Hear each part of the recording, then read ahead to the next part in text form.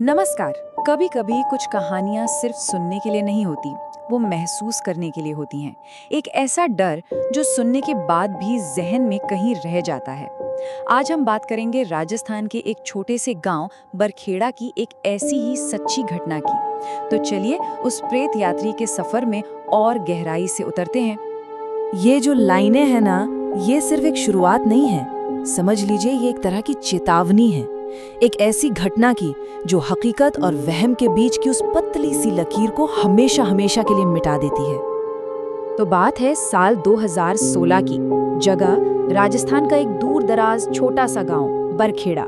जरा सोच कर देखिए, एक ऐसी जगह जहां रातें इतनी गहरी और इतनी खामोश होती है ना कि हवा की हल्की सी सरसराहट भी दिल में दहशत पैदा कर दे, और जहां पुरानी कहानियां आज भी सच मानी जाती हैं।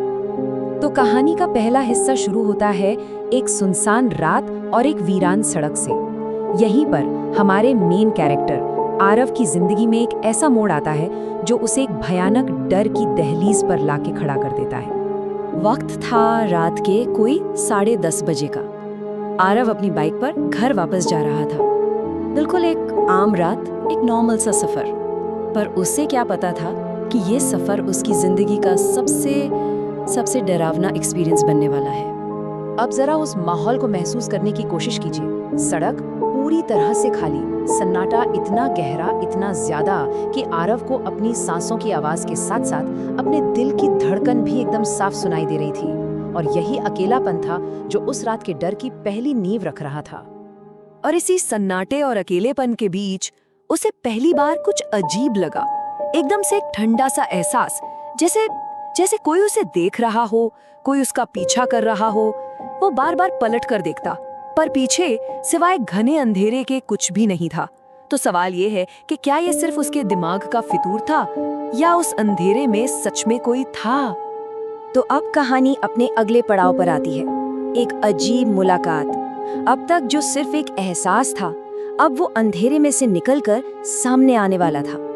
ये वो मोमेंट था जब आरव का शक एक खौफनाक हकीकत में बदलने वाला था। वो बाइक चलाता रहा और करीब 2 किलोमीटर आगे उसकी नजर सड़क के किनारे खड़ी एक सफेद परछाई पर पड़ी।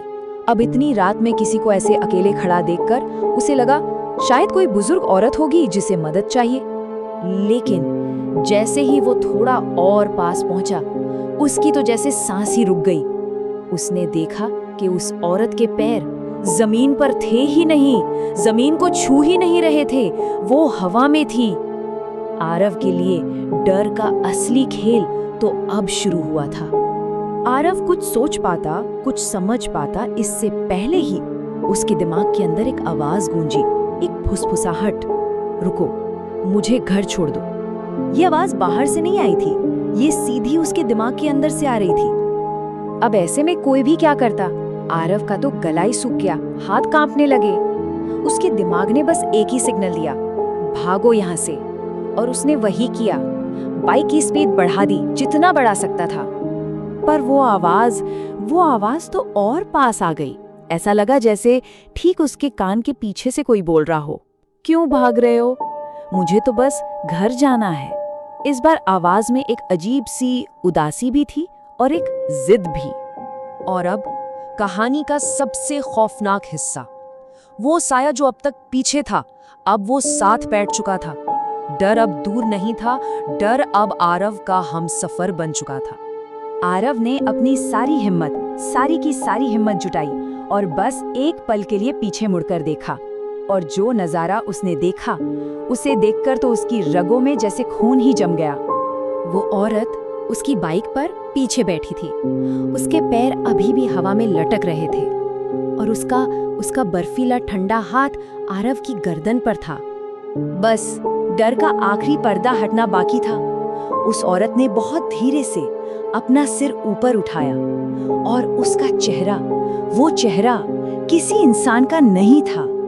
आंखें पूरी तरह सफेद, उनमें कोई पुतली नहीं थी। मुंह एक तरफ से फटा हुआ और उसके अंदर कोई जुबान नहीं थी। ये मंजर किसी के भी रोंगटे खड़े करने के लिए काफी था। बस आरव के मुंह से एक जोरदार चीख निकली। डर से उसका हाथ घुमा बैलेंस बिगड़ा और बाइक सीधी सड़क से उतरकर खेतों में जा गिरी। लेकिन उस हादसे के बाद क्या हुआ? आरव का क्या हुआ? और आखिर वो औरत थी कौन? चलिए अब जानते हैं बरखेड़ा के उस श्राप के बारे में और उसके पीछे की पूरी कहानी। जैसे ही बाइक जमीन पर गिरी, वो औरत हवा में उठी और पलक झपकते ही गायब, जैसे वो वहां कभी थी ही नहीं। लेकिन वो गायब होने से पहले एक आखिरी बात आरव के जहन में छोड़ गई। एक आखिरी फुसफुसाहट, मैं तुमसे फिर मिलूंगी जब तुम अकेले होगे। ये एक वादा था या कहिए एक धमकी?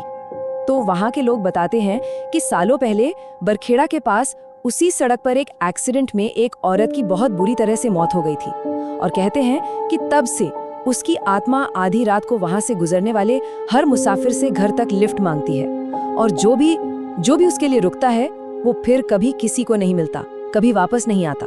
तो शायद आरव का उस रात ना रुकने का फैसला ही उसकी जान बचा गया।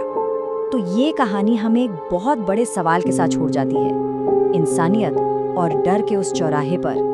अगर आरव की जगह कोई और होता तो क्या उसे रुकना चाहिए था या ना रुकना ही सही फैसला था?